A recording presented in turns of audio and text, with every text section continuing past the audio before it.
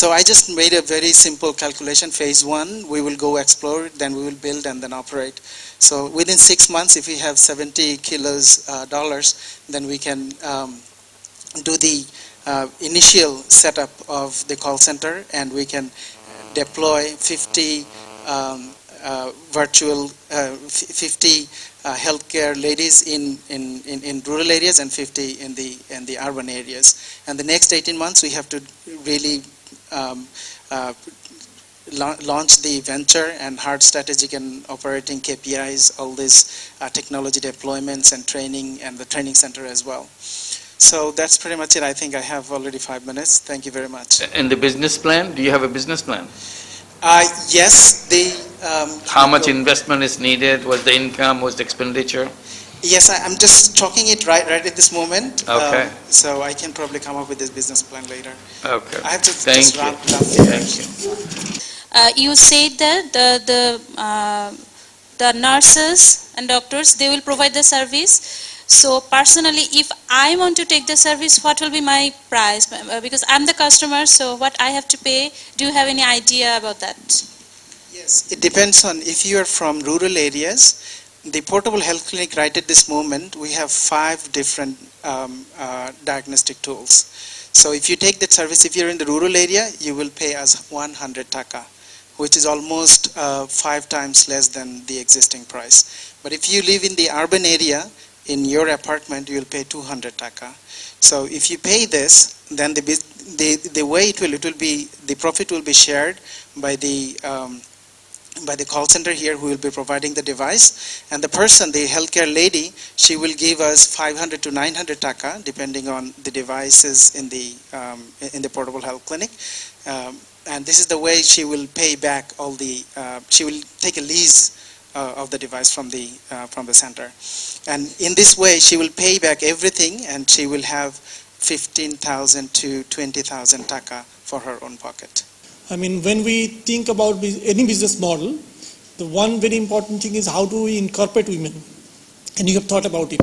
That is my first comment. Thanks for that. The second thing is I was also thinking about the amount that you want to charge. 100 taka for a family just to check for the diseases which we really don't think as threat.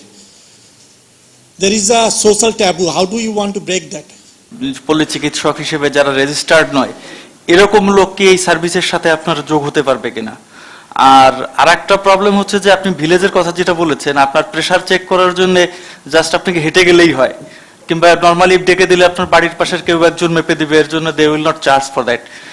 আর বাকিগুলোর জন্য rural এরিয়াতে 100 টাকা it is too much, আগে উনি যেটা বলেছেন এটার সাথে আমি এগ্রি।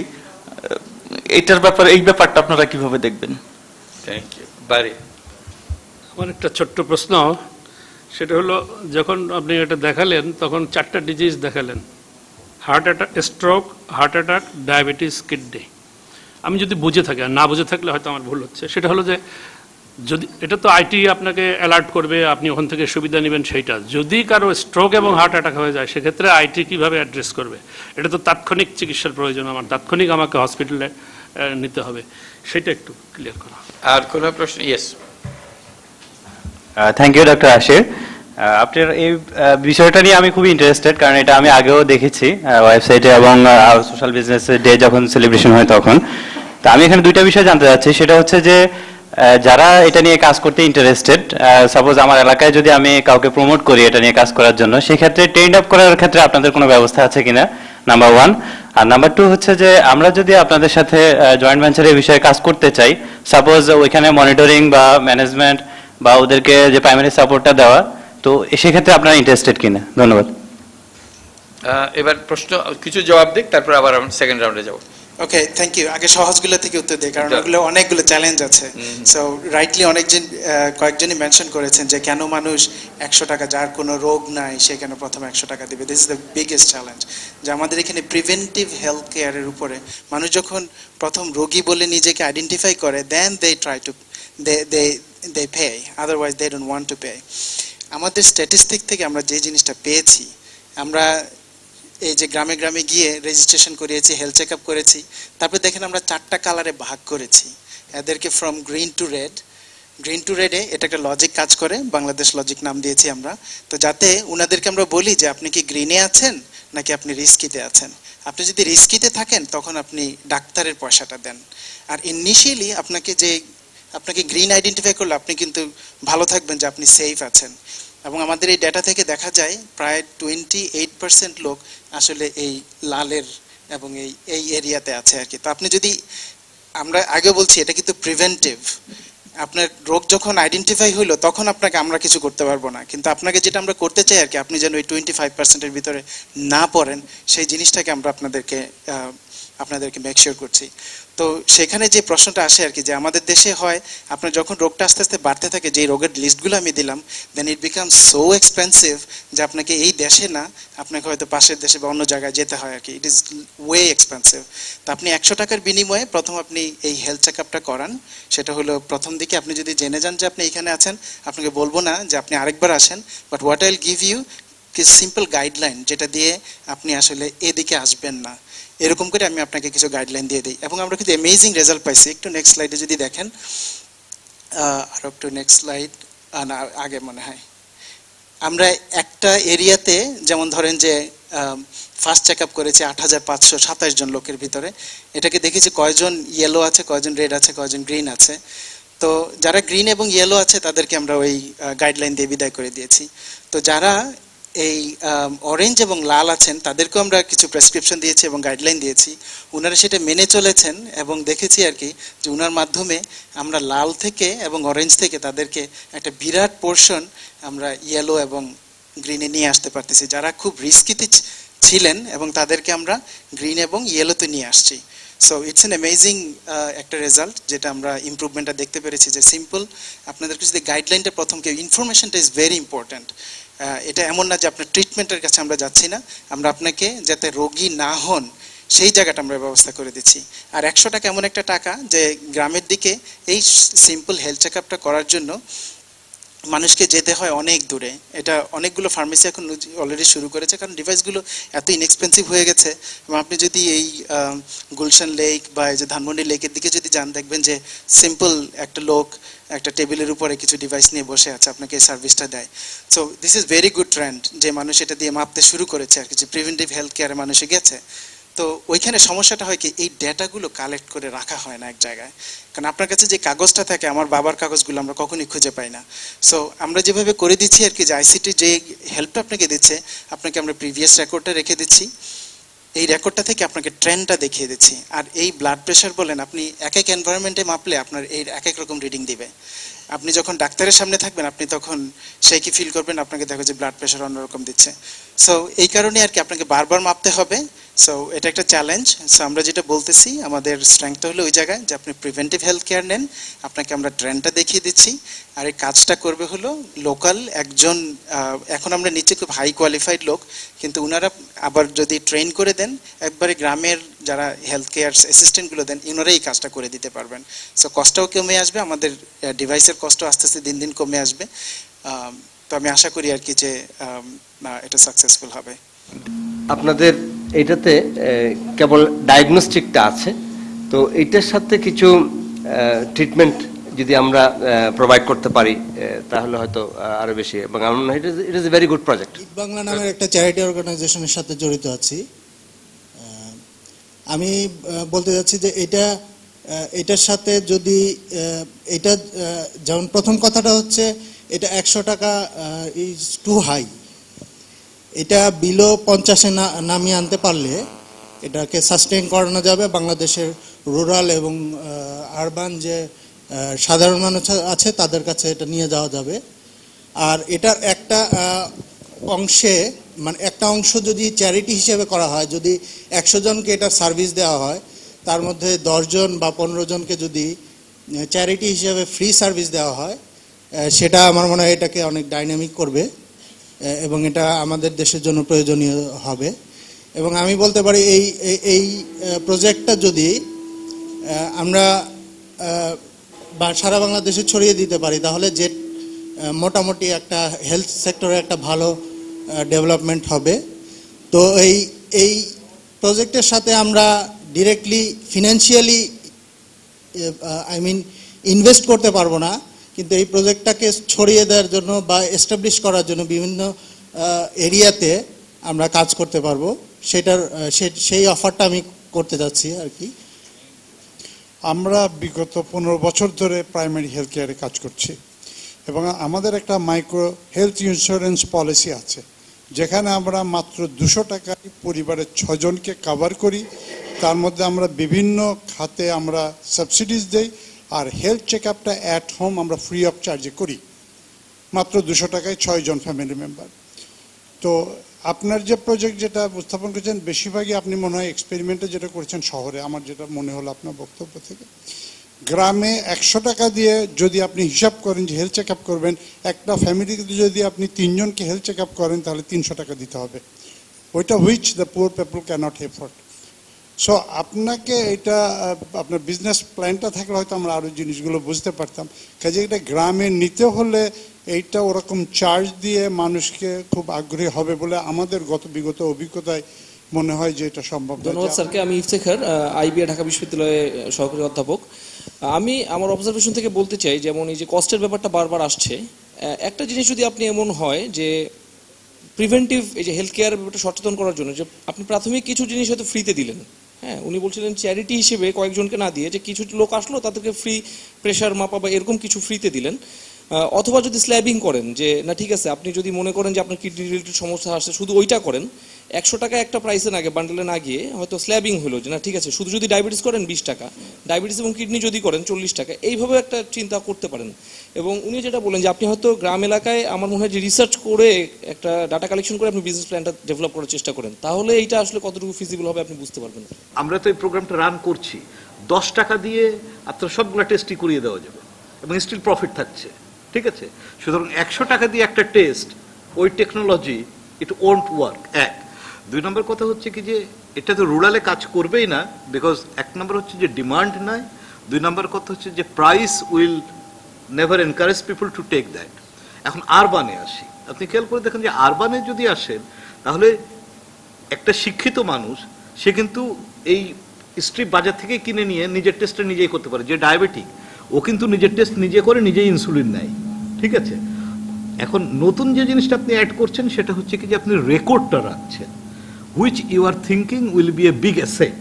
কিন্তু আমাদের এখানে ডাক্তারদের প্রেসক্রিপশন প্যাটার্ন যদি দেখেন, ওনার নিজের ল্যাবের রেকর্ড ছাড়া উনি কোনোটাই বিশ্বাস করেন না।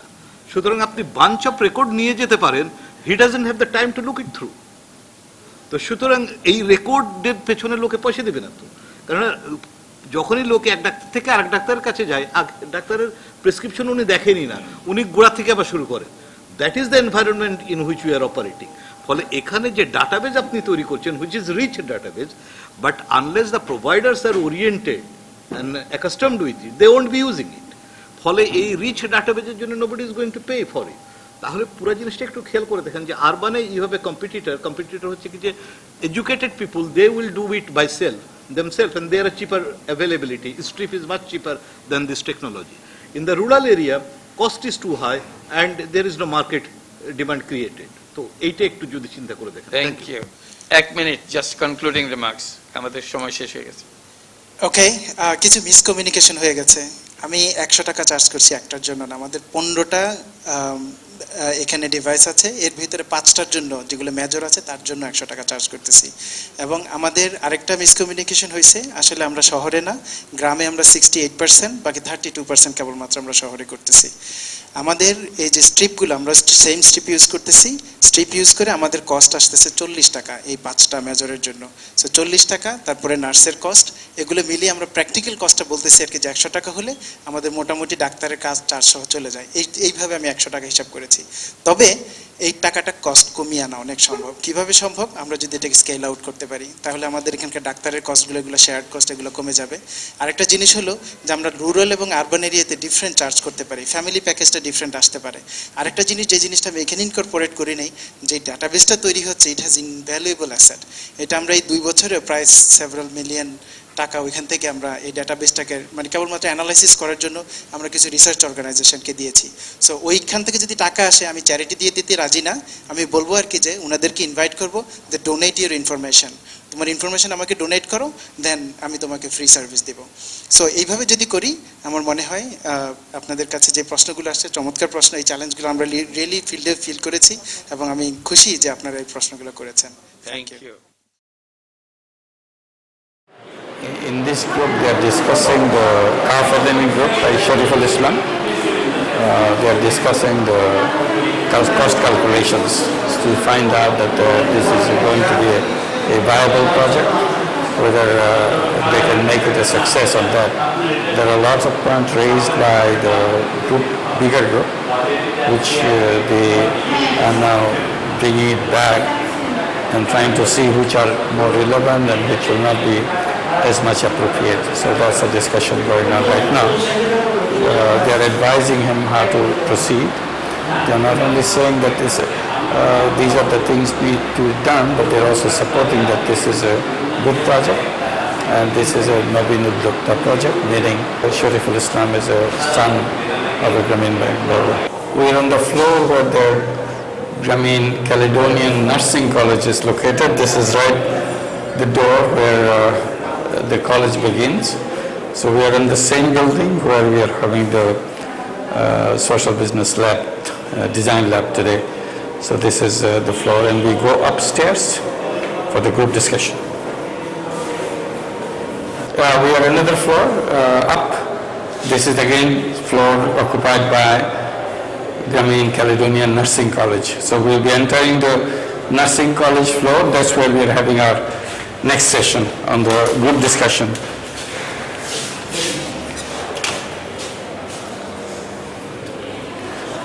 This is a session on this is a group discussion, waste management that we discussed in the bigger group. Is discussing about the waste collection. Some projects use it from the municipality collection. In Muhammad case, he collects it from individual family. So he goes into more to individual collecting them. So he thinks that's a better way to do that. Collects it in a more selective way. The quality of service has to be certified by that international committee. Sajida ফাউন্ডেশনের যে প্রজেক্টটা, তো সেটা সম্পর্কে আমরা detail দেখলাম।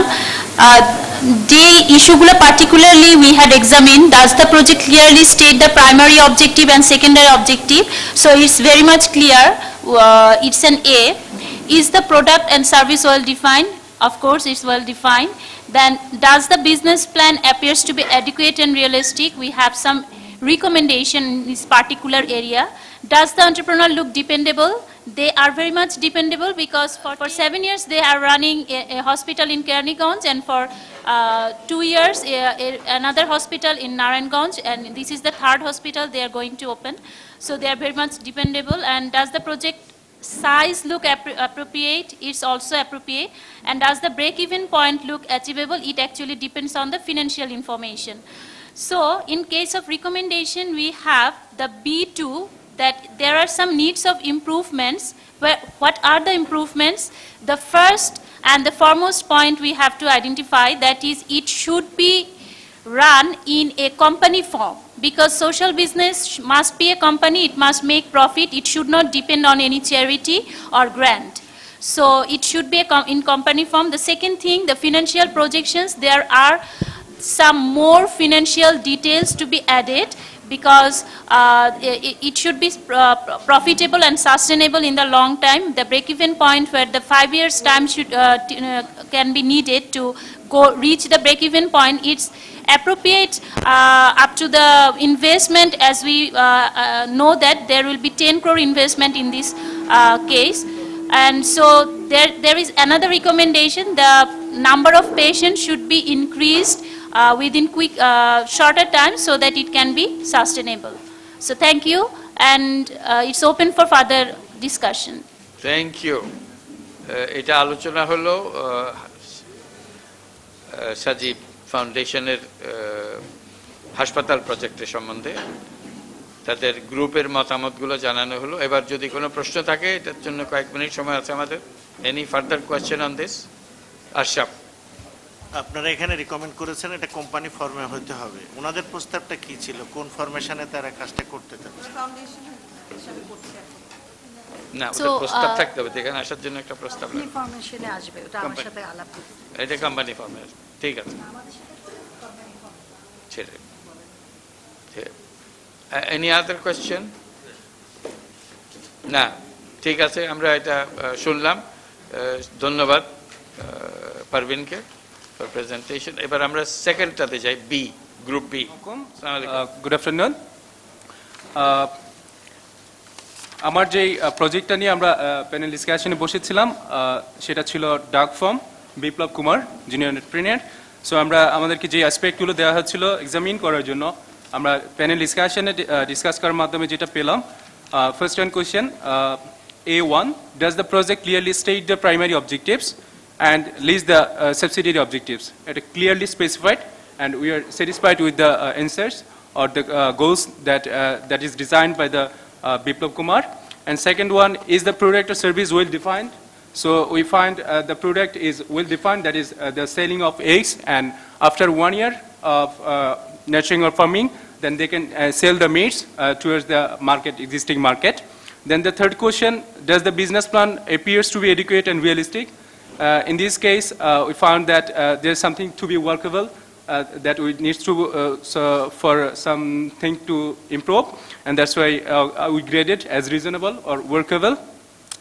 Question 4, does the entrepreneur look dependable? Absolutely. We are highly satisfied with his preparations, with his experience, and whatever the other things that he poses. And the 5th question, does the project size appropriate? In this case, we have some observations. What we recommend that as he started his business with 100 ducks, and we proposed him not to start his business, what he proposed, with 1,000 size of ducks. So we proposed him not to start with 1,000, but rather he can start with 500 or something else, so that, because if there is any risk arises, we know that in case of farming, is there any epidemics, that it will cause a huge loss for him. That's why we suggested him to start with small size or medium size. And the final 6th question, does the break-even point look achievable? Absolutely, it is achievable. And we ranked, recommendation is B1, good project, ready for serious consideration. Thank you very much. Thank you.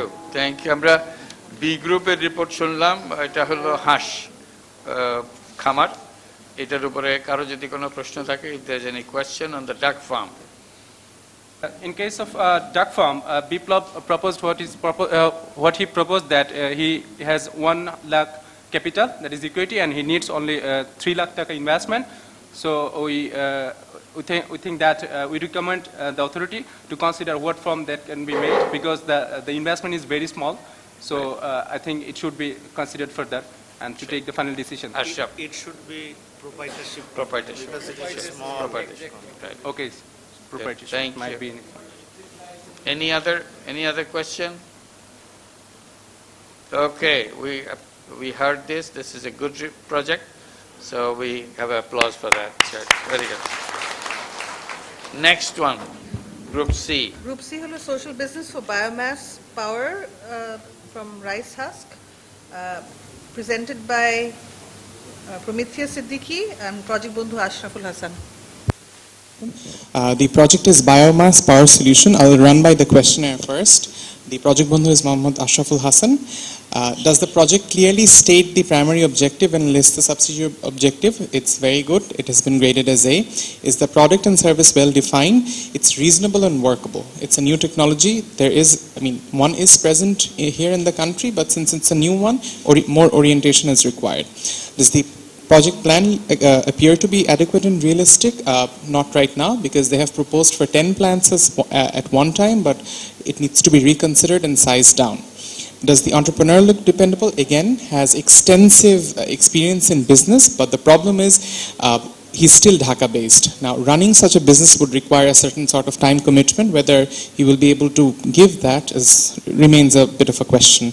Does the project size look appropriate? No, it doesn't. It has been stated in order to get the carbon emission advantage, there are at least 5 plants required. Now, this needs to be addressed. If this is so, then we will have to go with 5 plants. Also assess that the benefit which the carbon emission will bring, is it worth taking the risk of 5 plants? Otherwise, it can be even sized down to say 1 or 2 plants. Does the break-even look achievable? It is of course to be revised. As for the final recommendation, it is a good project because it addresses a very important social issue. However, information is missing. It requires further improvement and of course redesigning as well. Now, why do we say these things? The particular areas, carbon benefit assessment is a serious consideration. It has repeatedly been said by the entrepreneur that the minimum of 5 plants that is required to get this benefit, we'll need some verification in this regard. And there needs to be a comparison with Grameen Shakti. Even though they have put forth REB as a competitor, but they will actually access those areas in which REB does not exist. And finally, the final business proposal needs to be submitted, and of course, the regulatory issue. Whether there is any regulatory permission required or not has to be ascertained. Thank you. Thank you for group presentation, Group C. Now we have a little bit of time for questions, discussions. Parveen? I had a question. It came to my mind earlier, but could not get time. So the question is that if I want to give 25% of my profit to the Indian partner, so actually social business does not distribute profit. So there should be some clarification about that. Any other question? Indian part is taking 25% of the benefit only for the carbon earning, because this carbon revenue is not directly coming to us. That carbon revenue will come to that Indian company and they will transmit 75% to us, and that will have to make an agreement with them. That is the reason. And balance earning is with us only. That is not going to anywhere. Thank you. যেটা সবার মনে হয়তো প্রশ্ন এরকম যে carbon বেনিফিটটা যদি না নিই, টেকনোলজি ইটসেলফ ইজ নোন, নাকি এমন জটিল জিনিস যে তারা ছাড়া করা যাবে না? জি ফরিদ। এই কার্বন বেনিফিটটা কি, কার্বন বাণিজ্য বিশ্বে এই যে এটা কি, এটা কিন্তু এখনো আমি আগেই বলেছি একটা ভলাটাইল জিনিস। এটা আমরা এখন যে কার্বন, আমরা যে প্রযুক্তি, যেমন ইটভাটায় যে কার্বন, আমরা উন্নত প্রযুক্তি ইউজ করছি এবং এর ফলে আমি কিছু কার্বন ইমিশন কমাতে পারছি। তো সেটার জন্য পৃথিবীতে বিভিন্ন কোম্পানি আছে, তারা কেউ ভলান্টারিলি নেয়, কেউ ম্যান্ডেটরি নেয়। কিন্তু এই ভলান্টারিলি যারা নিবে বা ম্যান্ডেটরি যারা নিবে সেটাও কিন্তু এখন চূড়ান্ত হয়নি। এই যে এই প্রক্রিয়ায় যদি আমরা নর্মাল ইলেকট্রিসিটি প্রডিউস না করে রাইস হাস্ক থেকে কিংবা উড থেকে যে এনার্জিটা প্রডিউস করব, তাতে করে নর্মালি যে কার্বন ডাইঅক্সাইডটা ইমিট হয় এই প্রক্রিয়া তার থেকে কম হবে। এই যে ডিফারেন্সটা, আমরা যতটুকু কার্বন ইমিশন বাঁচাতে পারছি সেইটা আমরা বাজারে বিক্রি করতে পারছি, এবং এইটা মানে আলোচনার কোনো প্রশ্নে, মানে আলোচনাটা মোটে এনকারেজিং না। এই কারণে আমি বলছি 1 টন কার্বন বিক্রি করলে আপনি $1 পাবেন। $1 মধ্যে ইন্ডিয়া নিবে 75 সেন্ট, আমরা ইন্ডিয়াকে দেবো 25 সেন্ট, আমরা এটা পাবো 75 সেন্ট। আমি বলি যে এখনো বাণিজ্যটার মানে হিসাবটা এত মানে কি বল ইনসিগনিফিক্যান্ট, যে এটা নিয়ে আমাদের ভয় পাওয়ার কিছু নেই। তবে যেটা আমি আবার বারবার বলি একটাই কথা, সেটা হচ্ছে এইভাবে যদি আমরা ইলেকট্রিসিটি প্রডিউস করে উড থেকে হোক বা রাইস হাঁস থেকে হোক, আমরা রাইস ব্রান দিয়ে আমরা কি অয়েল করবো না এটা করব, এইটা একটা বিষয় আমাদের হয়তো বিবেচ্য বিষয়, যতটুকু আমরা র মেটেরিয়াল পাবো কিনা। তবে বিকল্প আছে, যেটা আমি বলছিলাম, সেটা হচ্ছে কাঠ। যে কাঠ, যেমন ইউক্যালিপটাস কাঠ অনেক হয়ে গেছে, এবার কাটো, একবার লাগানোর ব্যবসা করছি, এবার কাটার ব্যবসা করো। আরেকটা জিনিস হলো স্যার, আমাদের সোশ্যাল বিজনেসে ওইটা করে না, কারণ ওটা আমি ধরে নিচ্ছি যে আমার ওটা রেভিনিউ পার্টের 25% আরেকজন এটা নিয়ে যাচ্ছে আর কি। না, রেভিনিউ পার্ট নিচ্ছে না, ওইটা একটা জিনিস এনে দিচ্ছে তোমাকে, তার ফি নিচ্ছে, সেটার জন্য সে তার ফি বাবদ 25% চার্জ করতেছে। তা আমি বলছি ওকে আনে দিতে হবে এমন কথা নাই তো, আমরা তো নিজেরাই করছি। আমরা সৌর শক্তির জন্য সিডিএম নেই, এটাও আমরা রেগুলার পাচ্ছি। আমরা চুলার জন্য সিডিএম পাই, এটাও আমরা নিচ্ছি। ভিন্ন কোম্পানি, দুই কোম্পানি থেকে আমরা নিচ্ছি, কাজে এটা অন্যরাও এনে দিতে পারে। এটা করছিলাম তো ওইটা যেহেতু রেজিস্ট্রেশন হয়ে রয়েছে বলে উনি এনকারেজ করতেছিল, তো আমার মনে হয় আমরা নিজেরা আবার রেজিস্ট্রেশন করতে পারি কিনা সেটা দেখছি। কোনো প্রশ্ন এটার উপরে?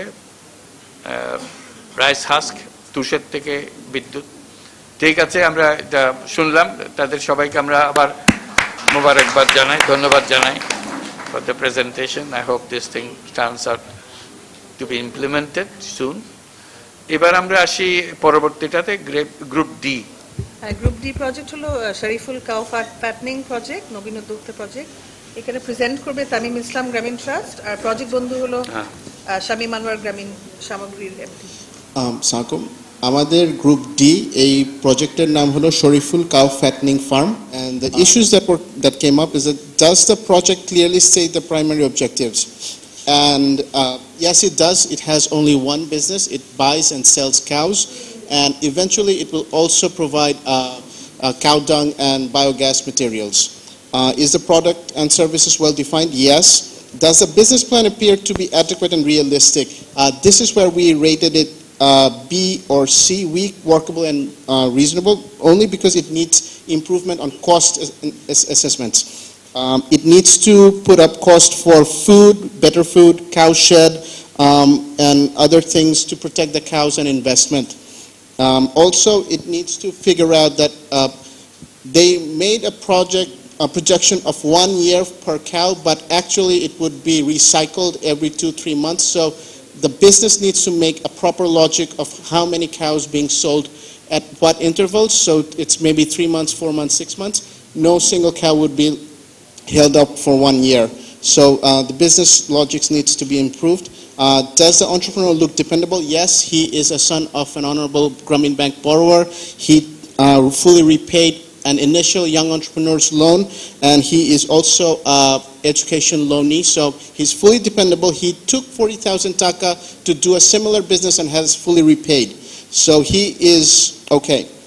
Does the project size look appropriate? We thought that 20 cows to start with was too excessive, maybe start with 10 or lower.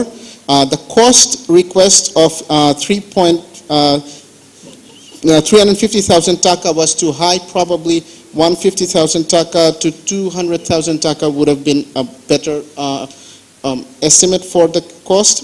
Does the break-even point look achievable? Yes. Our recommendation is that the project needs to have better business logics with cost, but it is a viable business. Thank you. এটা ছিল শরীফুল ইসলামের cow fattening প্রজেক্টের উপরে মন্তব্য তাদের গ্রুপের। এখন কারো যদি কোনো প্রশ্ন থাকে আমরা সেগুলো শুনতে পারি। এর সঙ্গে এই যা প্রজেক্টগুলো গেল তাতে কেউ যদি ইনভেস্টর হিসেবে এগিয়ে আসতে চায়, এখানে কিছু কমেন্ট করতে চায়, ইনভেস্টর হিসেবে বলতে পারে, অথবা আমাদেরকে পরে জানিয়ে গেলে হবে যে আমরা এই প্রজেক্টে ইনভেস্ট করতে চাই, এরকম জানাই। Feel free to express your wishes. এবার প্রশ্ন কাউ ফ্যাটেনিং এর উপরে, এটা প্রজেক্টের উপরে কারো কোনো প্রশ্ন থাকলে? সবাই একমত নাকি মন খারাপ করলো এটাতে?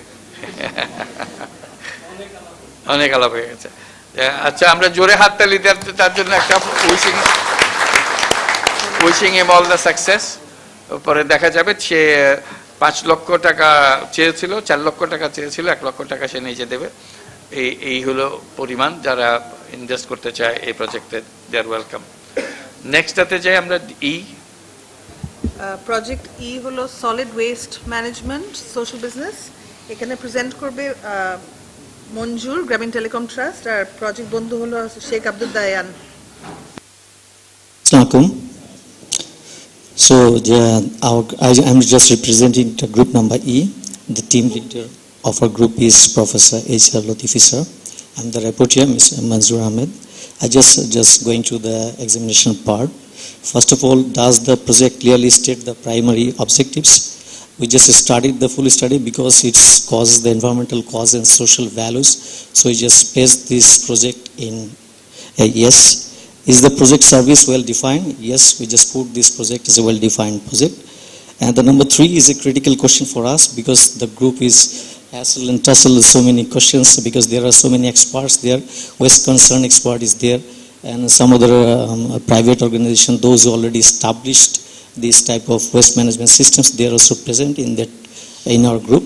So there is a huge questions there, but in our presentation and in the presentation sheet, due to lack of financial support, we cannot provide that thing. But afterwards, when I just talked with Moral Bhai, he just give the financial support.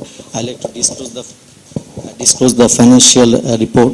In 2010 to 11, he just make profit of 2,81,000.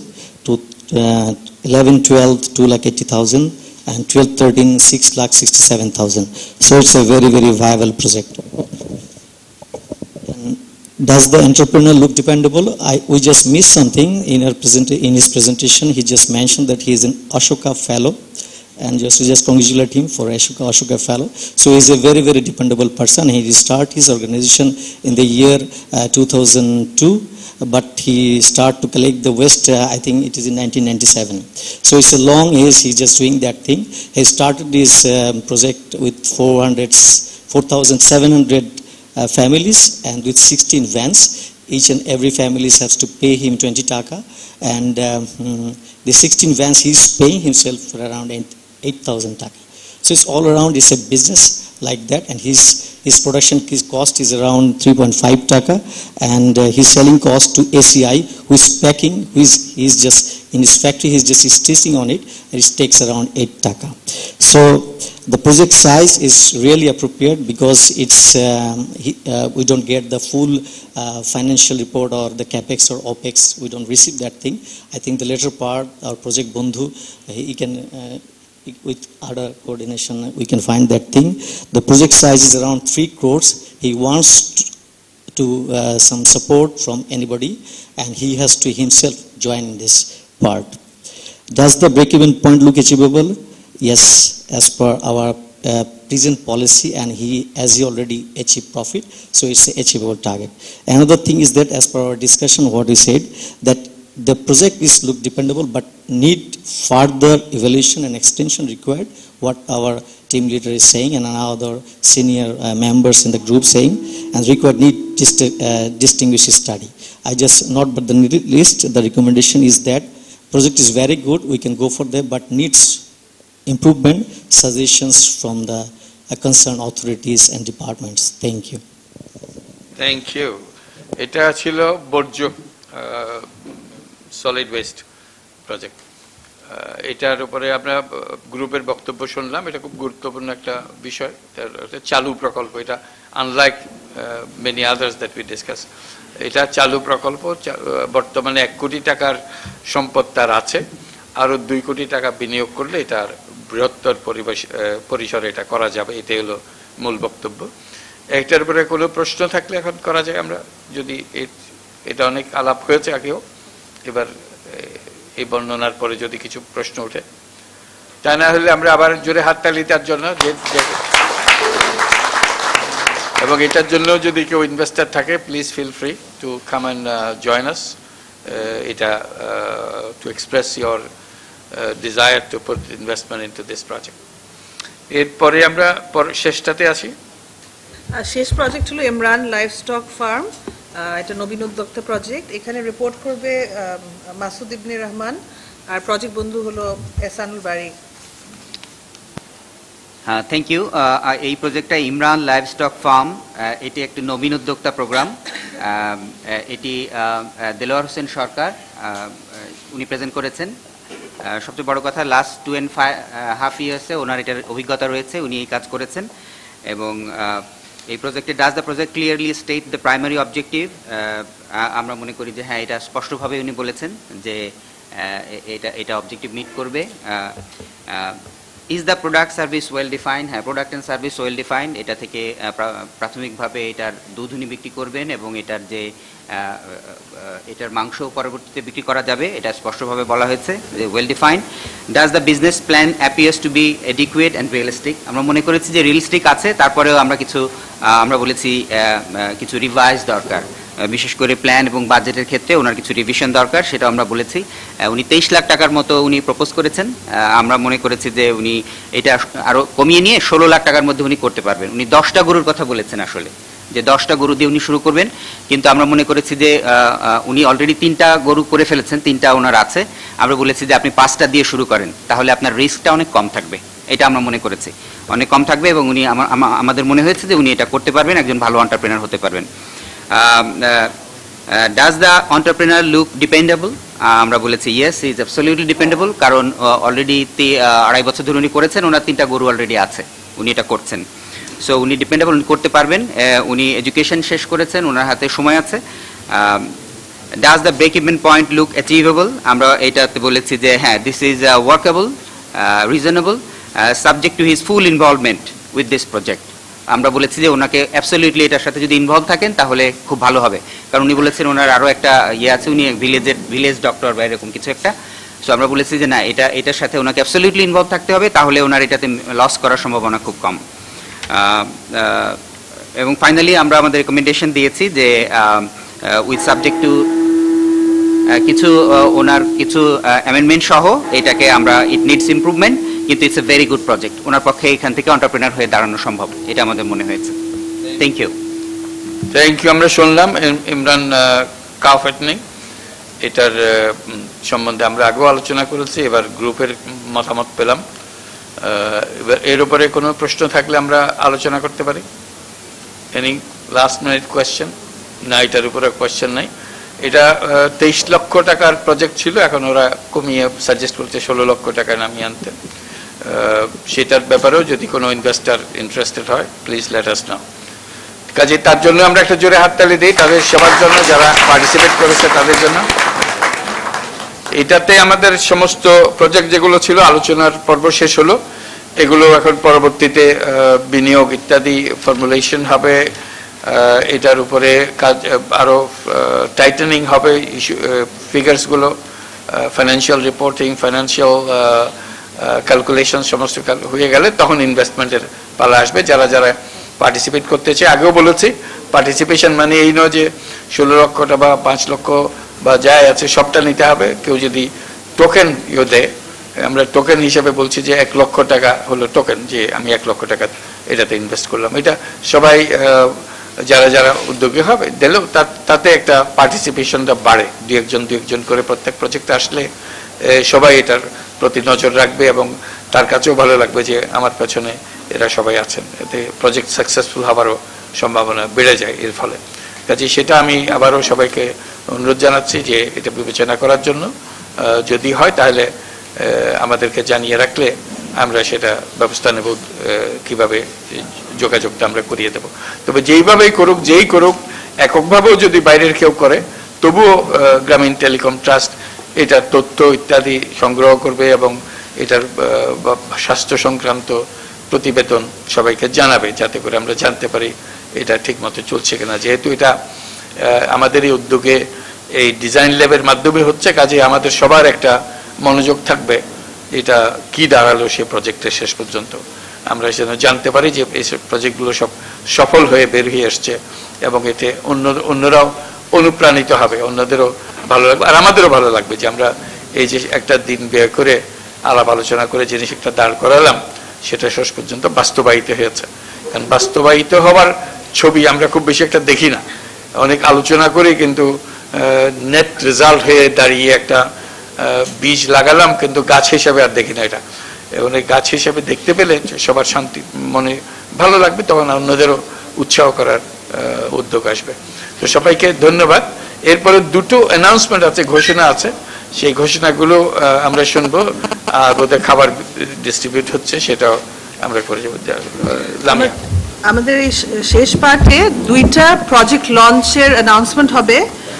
প্রথমটা হলো AUS আর্থ উন্নয়ন সংস্থা dairy খামার project, এটা এনজিওর মাধ্যমে বাস্তবায়ন হচ্ছিল, এটা একটা সোশ্যাল বিজনেস আকারে লঞ্চ হবে। Mister Farhad Hossain, executive director AUS, উনি কিছু বলবেন? হ্যাঁ বলবেন তো বটে। Professor doctor Mohammad Yunus sir, আসসালামু আলাইকুম। আমি মোহাম্মদ ফরহাদ হোসেন মন্ডল, যারা নির্বাহী পরিচালক আত্ম উন্নয়ন সংস্থার শাখাটা গাইবান্ধা। AUS ডেইরি খামার গাইবান্ধা জেলা, উত্তরবঙ্গের মধ্যে গাইবান্ধা জেলা বন্যা কবলিত এলাকা, নদী ভাঙ্গন এলাকা এবং মঙ্গা কবলিত এলাকা। এখানে আত্ম উন্নয়ন সংস্থার মাধ্যমে একটি ডেইরি খামার চলছে। সেই ডেইরি খামারের 6টি গাভী আছে, যেখানে প্রত্যেক দিন 30 থেকে 35 লিটার পর্যন্ত দুধ উৎপাদন হচ্ছে এবং আমরা সেটা স্থানীয় মার্কেটেই সাপ্লাই দিচ্ছি। প্রতি কেজি দুধের মূল্য হচ্ছে 50 টাকা করে এবং আত্ম উন্নয়ন সংস্থা, সমাজসেবা অধিদপ্তর ও যুব উন্নয়ন অধিদপ্তর রেজিস্ট্রেশন প্রাপ্ত আত্ম উন্নয়ন সংস্থা গাইবান্ধা জেলায় এডুকেশন এবং স্বাস্থ্য কর্মসূচি বাস্তবায়ন করে আসছে, যে যাতে আমরা ডেইরি খামার যেটা আমরা বাস্তবায়ন করছি, যে এই ডেইরি খামারটা আগামীতে যেন আমরা সামাজিক ব্যবসায় রূপান্তর করতে পারি। এর জন্য আমরা সবসময় ইউনুস সেন্টারের কাছে আমরা রিপোর্ট দেবো, আমাদের লাভের কি অবস্থা, লোকসানের কি অবস্থা, সার্বক্ষণিক আমরা যোগাযোগ রাখবো। এবং আমাদের ডেইরি খামারে দেখে এলাকায় যেন অনেক বেকার আছে এবং অনেক সুদীজন আছে, তারা যেন আমাদের ডেইরি খামারের লাভ দেখে তারা নিজেরাও যেন গাভী পালন শুরু করে, এটা আমাদের ছিল মূল উদ্দেশ্য আর কি। এটা এখন সামাজিক ব্যবসায় রূপান্তরিত হচ্ছে, সেটা ওনারা ঘোষণা দিলেন। তাদের প্রজেক্ট ইতিমধ্যেই আছে, তাদের সংস্থার মারফতে পরিচালিত হয়। এই সংস্থার মারফতে পরিচালিত প্রকল্পটাকে এখন পৃথক সামাজিক ব্যবসা হিসেবে রূপান্তরিত করবে, এটাই হলো তাদের বক্তব্য। আমরা ডায়েরি ফার্ম নিয়ে অনেকগুলো আলোচনা করেছি, কাজে ওনাদের অভিজ্ঞতা থেকে সেটাও আমরা পাবো, অভিজ্ঞতা লাভ করতে পারবো। এটার উপরে যদি কোনো প্রশ্ন থাকে বর্তমান পরিস্থিতি এবং ভবিষ্যৎ চিন্তাভাবনা সম্বন্ধে, যদি কেউ প্রশ্ন করতে চায় প্রশ্ন করতে পারে। আমি সাইদ উদ্দিন, আমি দার ফাউন্ডেশন থেকে আসছি, আর বেসিক্যালি আমি গার্মেন্টসে কাজ করি। যাই হোক, আমার প্রশ্নটা হচ্ছে যে ইনভেস্টমেন্ট রিটার্ন পলিসিটা কি? কেউ ইনভেস্টমেন্ট করলে সেটা কিভাবে রিটার্ন হবে, যে কোনো প্রজেক্টে হতে পারে। আর একটা ব্যাপার হলো ইনভেস্টমেন্ট করলে সে ইনভেস্টর ওই প্রজেক্টের জন্য কি পার্টনার নাকি জাস্ট ইনভেস্টর, বা ফিউচারটা কি? Thank you.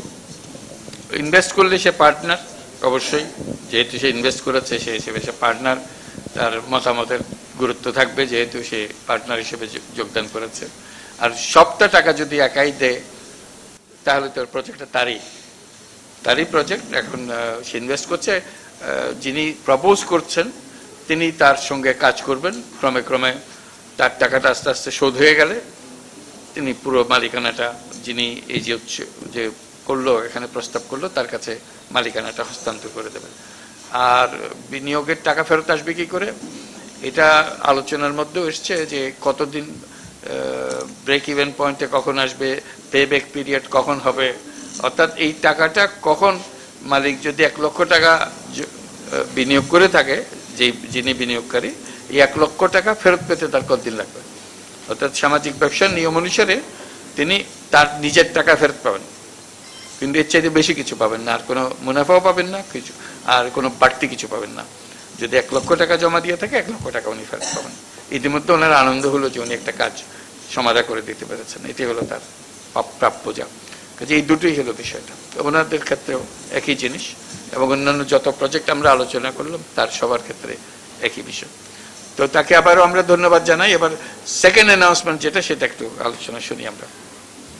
সেকেন্ড অ্যানাউন্সমেন্ট করবেন mister PK Saha, rose sweaters limited. এটা গ্রামীণ ফ্যাশন অ্যান্ড ফ্যাব্রিক্সের ফ্যাসিলিটেশনে আসছে, আর এটা launch of new social business which will sell water pumps, fertilizers and seeds to farmers at affordable prices.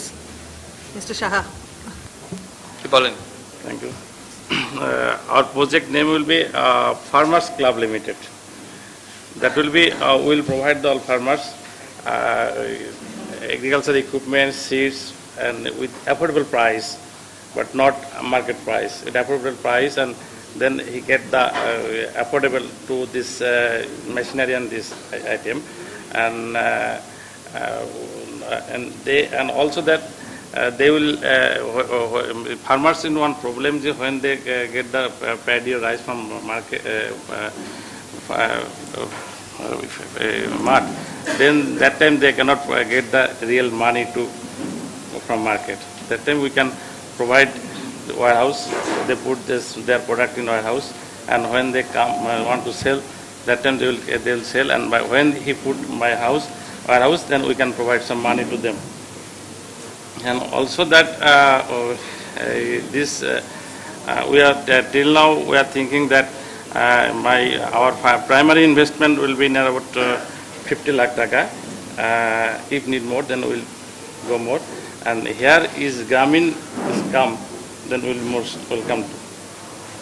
And we will be launching in this project early of next year. এই প্রজেক্টের ভেতর দিয়ে pump, irrigation pump, আর কি কি জিনিস বললেন?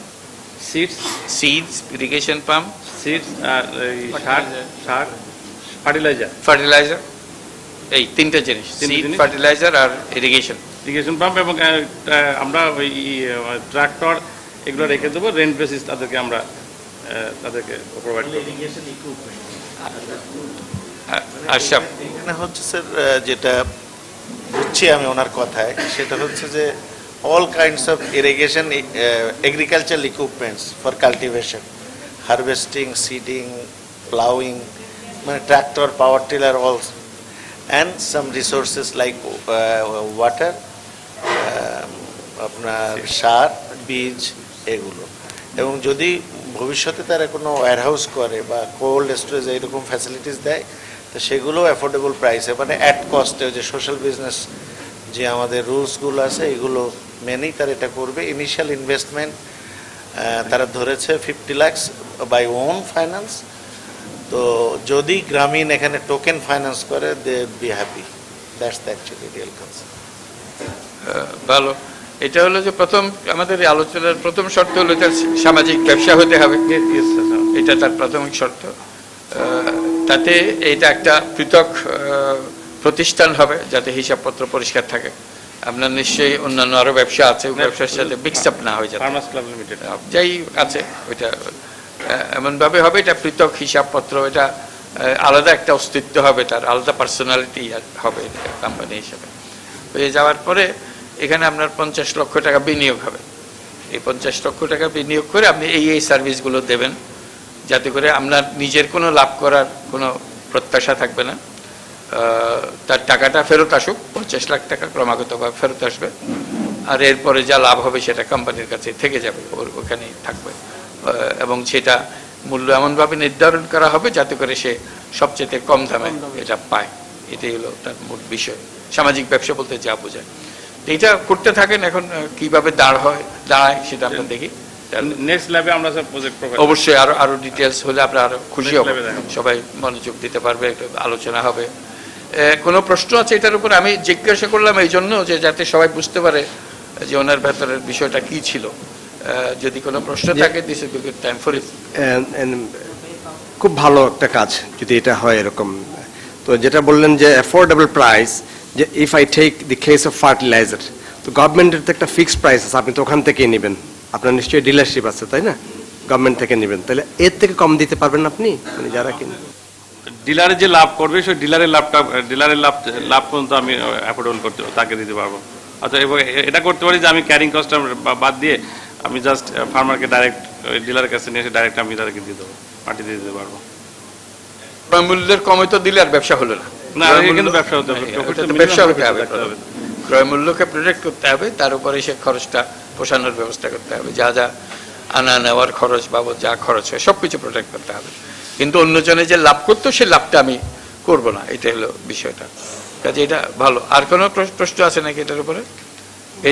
এটা উনি নিজের পয়সায় এটা করবেন, কাজেই কোনো বিনিয়োগকারী চাচ্ছে না, আপনার মতামত চাচ্ছে যাতে করে এটা সুন্দরভাবে করতে পারে। বাড়ি আমার ছোট্ট প্রশ্ন হলো, আপনি কোন এলাকায় করবেন? যদি নর্থ বেঙ্গলে করেন তাহলে আমার খুব সেট কৃষিজীবী আছে, কৃষক আছে, তারা সহজে জিনিসটা পায়। সিরাজগঞ্জ জামপাঙ্গাসে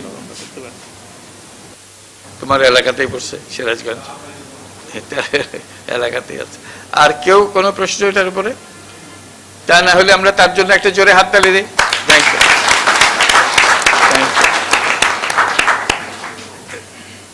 এরপরে আমরা আমাদের সব কাজ শেষ হলো, এখন আমাদের সমাপ্তি পর্ব। কোনো ঘোষণা থাকলে এটা আমরা শুনি। জাস্ট আমাদের আগামী ল্যাবের ডেটস গুলো আবার যদি দেখানো যায়। কোন কোম্পানি যদি তার জয়েন্ট ভেঞ্চার করতে চায় আরেকজনের সঙ্গে, তাহলে ওটা সুন্দর জিনিস হবে।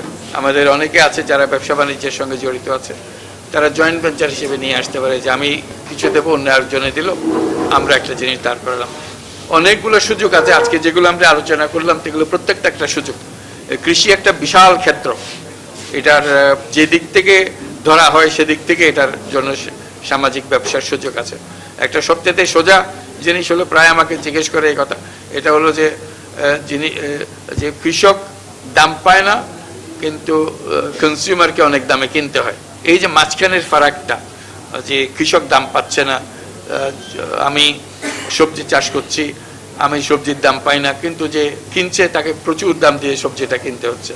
এই যে মাঝখানের এই তফাৎটা কিভাবে দূর করা যায়, যাতে করে কনজিউমার যে দাম দিচ্ছে তার বড় অংশটা কৃষকের কাছে, উৎপাদনকারীর কাছে পৌঁছানো যায়।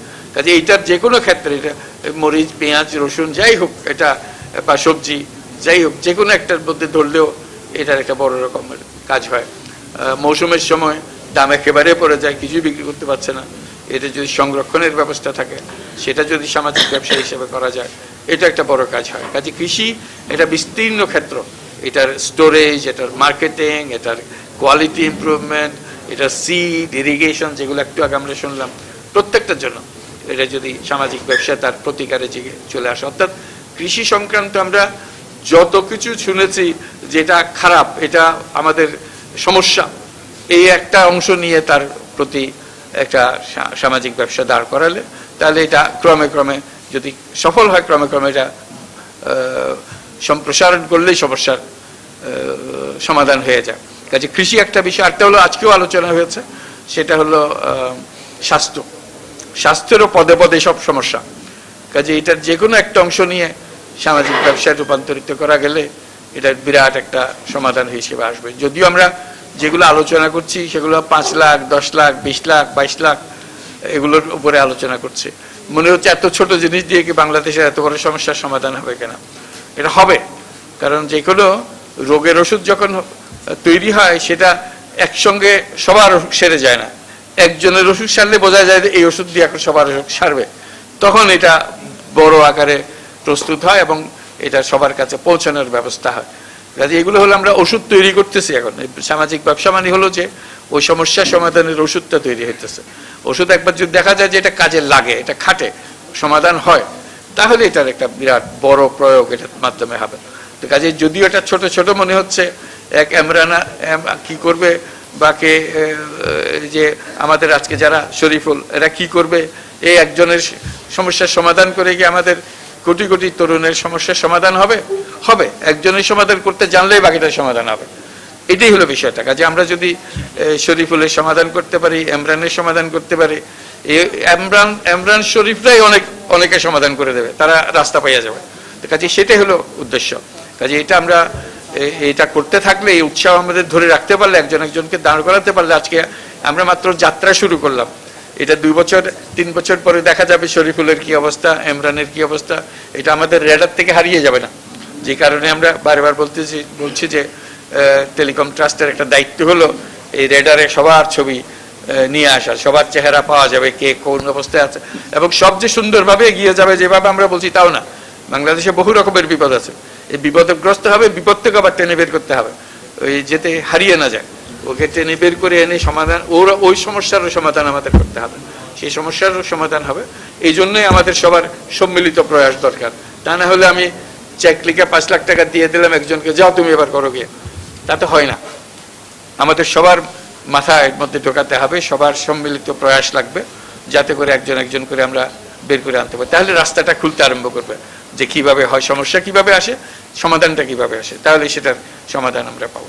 তো আমরা এই আশা নিয়ে আজকে করলাম, এবং এই যে বর্জ্য জন্য যেগুলো আমরা করলাম, এটা একটা বিরাট সমস্যা।